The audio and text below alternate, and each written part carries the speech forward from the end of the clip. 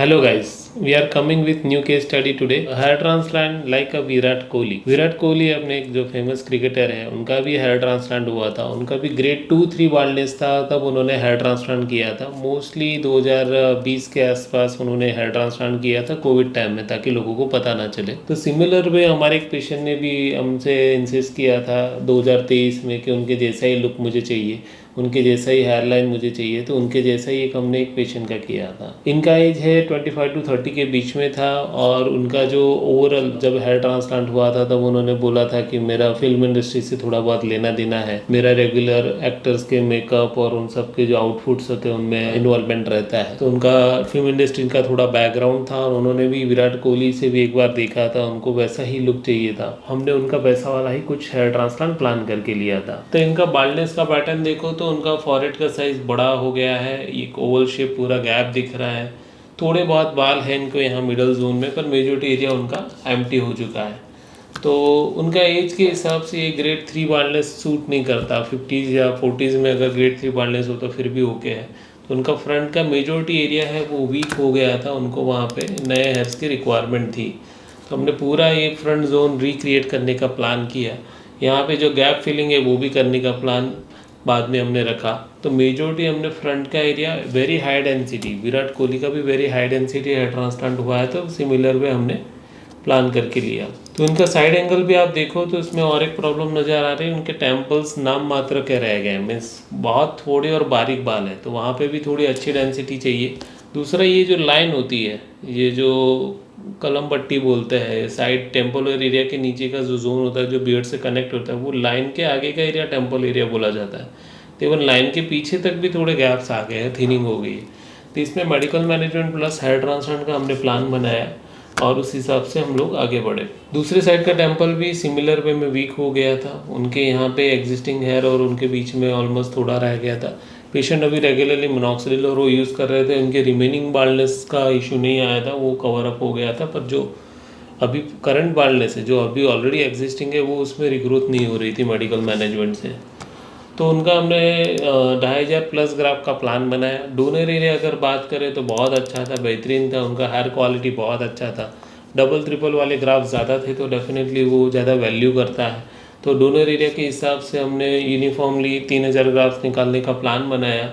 हमारी जो सबसे बेस्ट टेक्निक है बिग FUE से हमने 3000 ग्राफ का प्लान करके प्रोसीजर कवर अप करी. सर्जरी के दिन उनका मार्किंग किया गया. अभी विराट कोहली जैसा आपको भी लुक चाहिए तो क्या ध्यान देना है वो मैं पॉइंट्स बता देता हूँ. तो सबसे पहले मिड पॉइंट एकदम नीचे रहेगा और साइड के पॉइंट ऊपर रहेंगे. और जो टेम्पल्स का शेप है वो भी मैं आपको दिखा देता हूँ, उसके हिसाब से आगे बढ़ना रहेगा. तो ऐसे ऊपर से देखने पे हल्का सा यू शेप जैसा दिखेगा. यहाँ पे नॉच रखना नहीं रखना आपके ऊपर है. और मेजॉरिटी टाइम्स विराट कोहली ने भी नॉच जैसा कुछ रखा नहीं है तो आप सेम वे में फॉलो कर सकते हो. एंड जो साइड एरियाज है वहाँ पे आपका लुक ऐसा कुछ आना चाहिए. इनका टेम्पल्स यहाँ तक है जो कि आईब्रो से 3 सेंटीमीटर दूर है. वराना हमने 1 सेंटीमीटर ऊपर इसीलिए रखा है कि यहाँ वाले थोड़े बहुत नेचुरल हेयर्स थे तो उसके हिसाब से वो थोड़ा नेचुरल लुक आएगा कि एक ऊपर का zone high density thick hairs वाला रहेगा, नीचे थिन हेयर्स वाला रहेगा. और ये जो लाइन आप देख रहे हो तो ऊपर से वो वी शेप दिख रहा था पर साइड में से आप देखो तो यहाँ का डिस्टेंस कम है और यहाँ का डिस्टेंस ज़्यादा है. तो आईब्रो से ये डिस्टेंस 1.5 सेंटीमीटर 2 सेंटीमीटर ऊपर रखना है मिड पॉइंट से, तो आपको ऑलमोस्ट विराट कोहली जैसा लुक मिल सकता है. तो इनके केस में अगेन दूसरी साइड भी हमने वैसे ही प्लान रखा हुआ है. साइड के टेम्पल्स हमने अच्छे से इम्प्रूव करने का प्लान किया, आगे की हेयरलाइन करेक्ट करने का प्लान किया. उनका नेचुरल एंगल ऑफ हेयर्स आप देख सकते हो, ऐसे करके ऊपर जा रहा है, पहले आगे की ओर ग्रो कर रहा है और ऊपर. और ये स्लांटिंग फॉरहेड एकदम कर्वेचर सही है. काफ़ी लोगों को ऐसा फ्लैट होता है तो उसके हिसाब से हमारा प्लान गया था. डोनर एरिया अगेन अच्छा है. तो इनके हमने 3000 ग्राफ है 1 डे में किए और उसके बाद उनको हमने 3 PRP प्लान दिए कि आगे जाके हर महीने पे करना है. तो वो उनका ट्रीटमेंट प्लान था. और मेंटेनेंस के लिए मिनॉक्सिडिल लोशन और बायोटिन सप्लीमेंट्स. फिनास्टार्ड उनको हमने 3 से 6 महीना दी और धीरे धीरे ग्रेजुअली डाउन करी because for the loss now के लिए. तो यहाँ पे अनइवन जिगजैग हेयरलाइन हमने प्लान करी थी. जो आगे की जो मार्जिन होती है फ्रंट की हेयरलाइन उसमें हमने सिंगल हेयर फॉलिकल यूज़ किए. अनइवन और जिगजैग पैटर्न में, मीन्स रेगुलर नहीं इरेगुलर पैटर्न में हमने वहाँ पे ट्रांसप्लांट किया. टेम्पल्स का भी आपको साइड में एरिया आइडिया आ ही रहा है. मैं साइड लुक में थोड़ा और अच्छे से उसको आइडिया देता हूँ बाद में। आप ये वाला एरिया देखो तो इसमें समझ में आ रहा है कि कितना हाई डेंसिटी वर्क किया है। तो हमने ऑलमोस्ट 2400 ग्राफ जो है वो यहाँ पे प्लान करके दिए हुए हैं, और जो बाकी के 600 ग्राफ है, 3008 ग्राफ का उनका प्लान बना, तो 600 graph 300 graph each on the temple side हमने यूज़ किया था। तो यहाँ फ्रंट बॉर्डर में हमने सिंगल वाले हेयर ज़्यादा हाई डेंसिटी में लगाए, फिर डबल ट्रिपल वाले ग्राफ्स हमने यूज़ किए। तो उनका जो 3008 ग्राफ का प्लान था उनमें 2200 ग्राफ्ट ऐसे थे वो double and triple unit roots वाले थे, एंड जो बाकी के 800 ग्राफ थे 808 वो सिंगल वाले थे।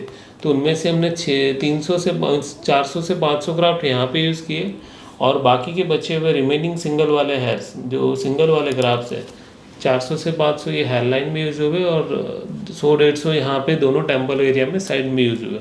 ऐसा करने से नेचुरलिटी दोनों टेम्पल्स में भी आती है और हेयर लाइन में भी आती है। Nowadays current trend is to use that way. दोनों एरिया आप देख रहे हो मेन परमानेंट जोन हमने यूज़ किया था। एक दिन बैंडेज रहती है, दूसरे दिन उन्होंने बैंडेज घर पे खुद से निकाल ली थी। ये 3-4 महीने के बाद का फेज़ है। तो इनिशियली 2-1 महीना शेडिंग फेज़ रहा, उन्होंने PRPs लिए। 4th मंथ में वो 3rd PRP लेने आए, तब हमने ये फ़ोटोज़ लिए। इसमें 40 से 50% ग्रोथ यहाँ पे पहुँचती है। डेफिनेटली उनको 5 से 6 महीने लगते हैं पूरा रिजल्ट अचीव करने में। टेम्पल एरिया में भी चेंजेस आने लगे, यहाँ पहले से ज़्यादा बेटर लुक आने लगा है। वो टिपिकल वी शेप जो उनको चाहिए था वो उनको यहाँ पे मिल गया है। Donor area by the time उनका प्रॉपरली हील हो चुका है। पीछे से समझ में नहीं आ रहा है कि यहाँ पे कुछ भी हमने हेयर्स कलेक्ट किए है या नहीं किए, तो वो उनके लिए अच्छा रहा। Now directly jumps to 1.5 year. Okay, तो 1.5 ईयर पे उन्होंने ओनली मिनॉक्सिडिल मेंटेन किया है, बाकी कुछ ट्रीटमेंट अभी ले नहीं रहे ज़्यादा वो, और उनका ऐसा लुक है। तो फ्रंट से उनका लुक देखें तो एकदम अनइवन जिगजैग लुक में हेयरलाइन आई है, जो कि बहुत नेचुरल दिखती है। किसी को समझ में नहीं आता है कि उन्होंने हेयर ट्रांसप्लांट किया है। इवन उनकी फिल्म इंडस्ट्री में बाकी फ्रेंड से भी उनका रिजल्ट देख के ट्रांसप्लांट करने का प्लान किया है। तो टॉप व्यू में भी अच्छा लुक है, ऑलमोस्ट कवर्ड अप है, और साइड व्यू में भी अगर आप देखो कोई रिजल्ट तो एकदम टोटल नेचुरल वे में फ्रंट का मिड पॉइंट जनरेट हुआ है। टेम्पल्स के बालों का डायरेक्शन एंगल भी सेट हो रहा है और उनके ओरिजिनल हेयर के साथ मर्ज हो रहा है। वो आराम से एक मैच्योर और नॉर्मल लुक वो मेंटेन कर पा रहे हैं। जो विराट कोहली का लुक है ऑलमोस्ट सिमिलर लुक वो उनको इसमें मिल गया है। दूसरी साइड भी देखें तो वो कम्प्लीटली नेचुरल पैटर्न में हेयर सारे ग्रो कर रहे हैं। डेफिनेटली सैलून में जैसे आप भी ऐसे स्लोप कट और वो साइड में से कर सकते हो, टेम्पल्स के हेयर्स भी आप कट कर सकते हो, कोई प्रॉब्लम नहीं है।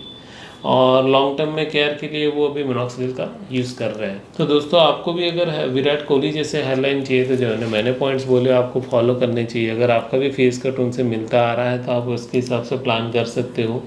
आपका डोनर एरिया भी ध्यान देना है कि वो ज़्यादा यूज़ ना हो। हेयरलाइन के हिसाब से जो हमें ग्राफ चाहिए वैसा वाला ही हमें प्लान बनाना चाहिए, तो आपको भी ऑलमोस्ट सिमिलर लुक मिल सकता है। और आपको भी अगर हेयर ट्रांसप्लांट का ऐसा ही प्लानिंग करना है तो डेफिनेटली हमें कांटेक्ट कीजिए, विल गाइड यू। दोस्तों थैंक यू ये वीडियो देखने के लिए। हम मिलते हैं नेक्स्ट वीडियो में, ऐसे ही नए केस स्टडी लेते आएंगे एंड आपसे शेयर करते रहेंगे।